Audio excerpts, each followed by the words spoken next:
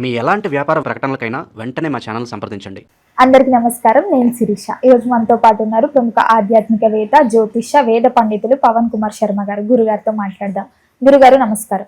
శ్రీ మహాగణాధిపతయే నమః. గురుగారు, ఈ నవంబర్ మాసంలో సింహరాశి వారికి ఎలా ఉండబోతుందంటారు? సింహరాశి వారికి అనుకూలమైనటువంటి కాలమే కనబడుతున్నది. శుభవ్యయం కనబడుతున్నది. అంటే ఇంట్లో అనేక శుభకార్యాలు జరుగుతూ ఉండడం, లేదా బంధుమిత్రుల ఇళ్లలో శుభకార్యాలు జరుగుతూ ఉండడం వల్ల మనకు కూడా కొద్దిగా దానికి వెళ్ళాలనే ఉత్సాహం, అలాగే దానికి సంబంధించినటువంటి వస్తువులు కొనడంలో ఒక మంచి ఖర్చు చేస్తూ ఉండడం, ఇటువంటి దాన్ని శుభవ్యయం అంటారు. మన ఇంట్లో శుభకార్యాలకో లేదా మన బంధువుల ఇళ్లలో శుభకార్యాలకో ఖర్చు చేయడం వీళ్ళకి బాగా సూచిస్తున్నటువంటి అంశం. అలాగే ఎప్పుడైతే చతుర్థ స్థానంలోకి శుక్రుడు వెళుతున్నాడో అప్పుడు వీళ్ళకి మంచి వాహన యోగం, వాహనములు, నూతన వాహనములు కొనుగోలు చేయడం, లేదా ఉన్న వాహనాన్ని చక్కగా దాన్ని అలంకరించుకొని దూర ప్రదేశాలకు ప్రయాణం చేద్దామని ఆలోచనలు చేస్తూ ఉండడం, ఆధ్యాత్మికపరమైనటువంటి యాత్రలు చేస్తూ ఉండడం, అలాగే దేవాలయాలకి వాటికి ఎక్కువగా ఖర్చు పెడుతూ ఉండడం, ఇటువంటి వాతావరణం అంతా సింహరాశి వారికి కనపడుతూ ఉన్నది. జన్మరాశిలో కేతు ఉండడం వల్ల ఎప్పుడూ ఏదో ఒక చింతనతో ఉండడం, అంటే ఏదో ఒక ఆధ్యాత్మిక చింతన వాళ్ళకి తెలియకుండానే వాళ్ళకి అమ్మో కార్తీక మాసం అనేటటువంటి అభిప్రాయం కలుగుతూ ఉండడం, అలాగే దాంట్లో ఏదో ఒకటి చేయాలనేటటువంటి తాపత్రయం కనపడుతూ ఉంటుంది. అంతేకాకుండా వాళ్ళు చేస్తున్నటువంటి ఉద్యోగం చేస్తూనే వీళ్ళకి ఎక్కువ ఆధ్యాత్మిక చింతన అనేటటువంటిది ఉంటూ ఉంటుంది. ఒకసారి వాళ్ళు వెనక్కి తిరిగి చూస్తే ఇంతకుముందు నాకు ఇంత ఆధ్యాత్మికం లేదు కదా అని కూడా వాళ్ళకి అనిపిస్తూ ఉంటుంది. అలాగే సుఖానికి సంబంధించి కూడా వాళ్ళ సింహరాశి స్వభావం ఏమిటంటే పక్కవారికి ఇబ్బంది కలగకుండా చూసుకోవడం. అందులో వాళ్ళు ఏం చేస్తారంటే వాళ్ళకి సుఖంతో పాటు పక్క వాళ్ళకు కూడా తగినటువంటి సుఖాన్ని ఏర్పాటు చేస్తూ ఉండడం, అలాగే దానికి సంబంధించి ఎక్కువగా ఖర్చు చేస్తూ ఉండడం, అలాగే ఇంటి వాతావరణంలో కూడా లగ్జరీకి సంబంధించిన వస్తువులు ఏదైనా కొనుగోలు చేయడం కొత్తగా, ఇటువంటి వాతావరణం అంతా కూడా ఈ రాశి వారికి కనపడుతూ ఉన్నది. ఆరోగ్య విషయంలో కొద్దిగా జాగ్రత్తలు వహించాలి. మానసికమైనటువంటి ముందు ప్రధానంగా మెంటల్ పీస్ దొరకడానికి మీరు ప్రయత్నం చేయాలి. ఆధ్యాత్మిక చింతనలో మీకు అది దొరుకుతున్నప్పటికి కూడాను మీరు మీ చింతనని కొద్దిగా లౌకిక విషయాల మీద కూడా పెట్టాల్సినటువంటి అవసరం ఉంది అనే విషయాన్ని చెప్పాలి. మిగిలిన వాతావరణం అంతా అనుకూలంగా ఉంది. ఆరోగ్యంలో స్వల్ప శ్రద్ధని గనక తీసుకుంటే ద్వితీయార్థంలో, అది కూడా 16వ తారీఖు తర్వాత మన ఆరోగ్య విషయంలో జాగ్రత్తలు తీసుకోవాలి. వీలైనంత వరకు దూర ప్రయాణాలు వదిలిపెట్టడం మంచిది.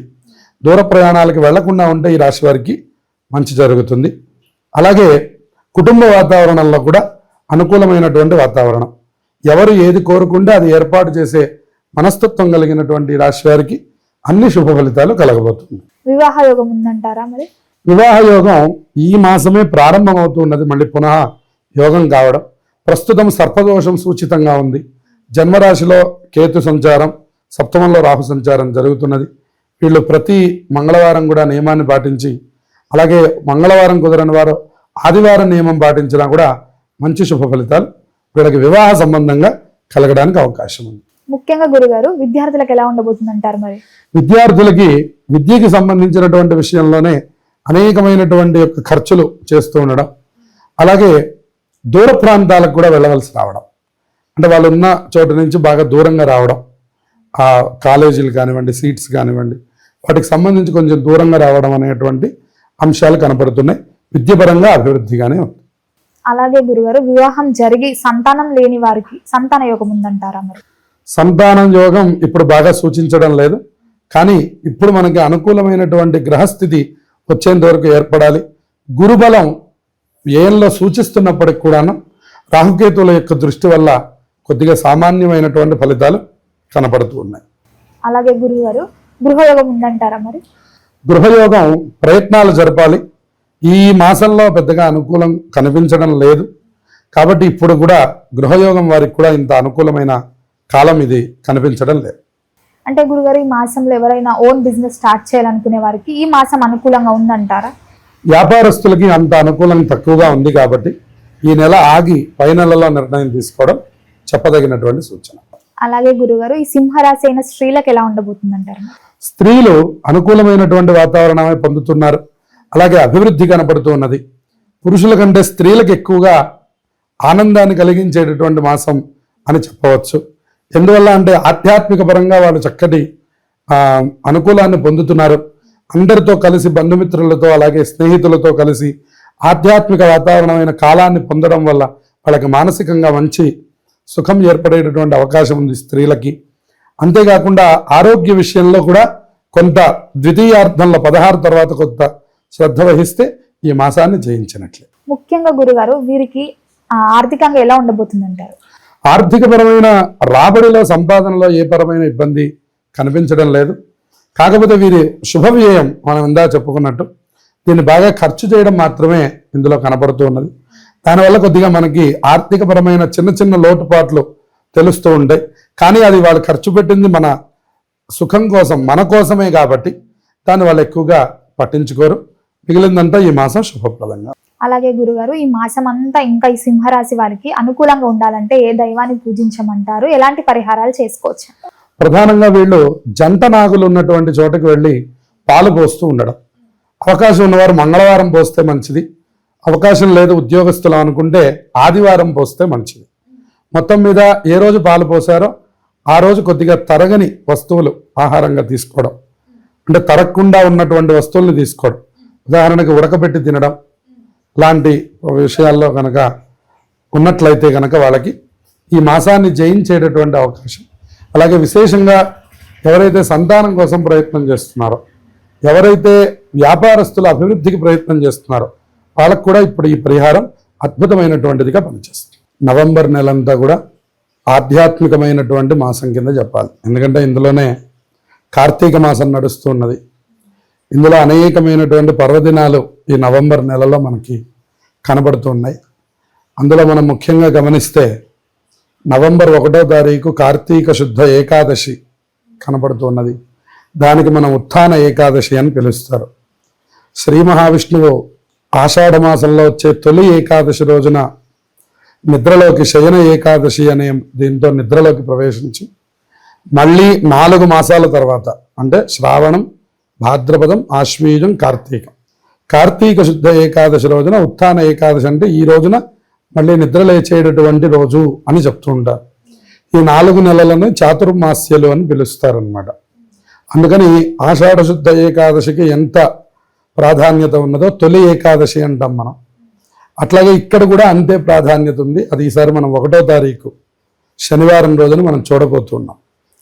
ఇక తర్వాత 2వ తారీఖు క్షీరాబ్ది ద్వాదశి అంటారు. ఆ రోజున అందరూ తులసి పూజ చేయడం, క్షీరాబ్ది శయన వ్రతం అనేటటువంటి వ్రతాన్ని ఆచరించడం, అందరూ తులసి చెట్టు, ఉసిరి చెట్టు పెట్టుకొని అక్కడ 365 ఒత్తులు వెలిగించి ఆ తులసి పూజ చేయడం. తులసి దామోదరులని ఉసిరి చెట్టుకి కళ్యాణం చేస్తూ ఉంటారు, తులసి కళ్యాణము అని. అటువంటి కళ్యాణం చేసేటటువంటి రోజు 2వ తారీఖు మనకు కనపడుతున్నది. ఆ తర్వాత మనకి 5వ తారీఖు పౌర్ణమి కనపడుతున్నది, బుధవారం. 5వ తారీఖున పౌర్ణమాస్య రావడం అనేటువంటిది చాలా విశేషం. విశేషంగా ఈసారి బుధవారం వస్తున్నది. సంఖ్యాపరంగా చూసినా కూడా 5వ తారీఖు చాలా గొప్ప సంఖ్యగా మనకు కనపడుతున్నది.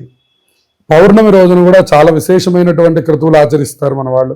తెల్లవారుజామునే స్నానం చేయడం, దేవాలయానికి వెళ్ళడం, దీపాలు వెలిగించుకోవడం, ఆ దీపాలతో పాటు కొన్ని దీపములు దానం చేయడం, దీపదానములు చేస్తూ ఉంటారు.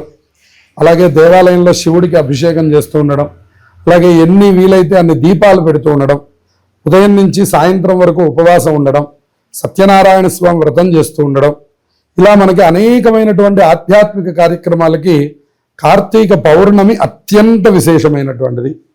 ఇక సాయంకాలానికి వచ్చేసరికి జ్వాలా తోరణం అని చేస్తారు. శివాలయాల్లో ఒక గడ్డితో వెలిగించినటువంటి ఒక జ్వాల మధ్యలో నుంచి శివపార్వతుల యొక్క ఉత్సవమూర్తుల్ని అటు ఇటు తిప్పుతారు. దాన్ని జ్వాలా తోరణం అంటారు. అది కూడా అది దర్శనం చేస్తే ఒక 10 జన్మలలో చేసిన పాపం పోతుంది అని చెప్తారు. అది కూడా ఈసారి మనకు 5వ తారీఖు మనకు కనపడుతున్నది. ఇక తర్వాత మనకి 8వ తారీఖు సంకష్టహర చతుర్థి ఉన్నది. సంకష్టహర చతుర్థి మనకి ప్రతి నెల వస్తూ ఉంటుంది.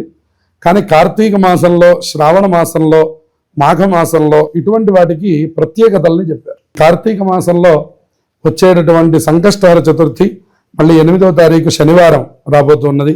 అది కూడా చాలా విశేషమైనటువంటిది. ఎవరెవరైతే ఏలినాటి శనితో బాధపడుతున్నారో వాళ్ళు ఆ రోజున అందరూ ఉపవాసం ఉండి తప్పకుండా గణపతి ఆరాధన చేస్తే ఆ వాళ్ళందరికీ శని బాధలు తొలగిపోతాయని చెప్పారు. ఎందుకంటే మనందరికీ తెలిసిన కథ, శని భగవానుడు రోజు వచ్చి ప్రతి దేవతని కూడా ఆయన పీరియడ్ వచ్చినప్పుడు ఆయన తప్పకుండా ఆయన పీడిస్తాడు. అలా శివుడి దగ్గరికి రావడము మనకి తెలుసు. కానీ గణపతి దగ్గరికి వచ్చినప్పుడల్లా ఆయన రేపు రా అంటున్నాడు. ఆయన వచ్చిన ప్రతిసారి రేపు రా అంటున్నాడు. ఆయన ఎన్నిసార్లు చూసినా కూడా రేపు రా అంటున్నాడని చెప్పని ఆయన చివరికి వెళ్ళడం మానేసేట శని భగవాన్. అందుకని శని పీడలు ఉన్నటువంటి వాళ్ళకి గణపతి ఆరాధన చాలా విశేషమైనటువంటిది. గురుగారు, మొత్తం మీద ఈ మాసం అంతా సింహరాశికి ఎలా ఉండబోతుంది, ఎలాంటి పరిహారాలు చేయాలి, ఏ దైవాన్ని పూజించాలో తెలియజేసినందుకు ధన్యవాదాలు. శుభమస్తు.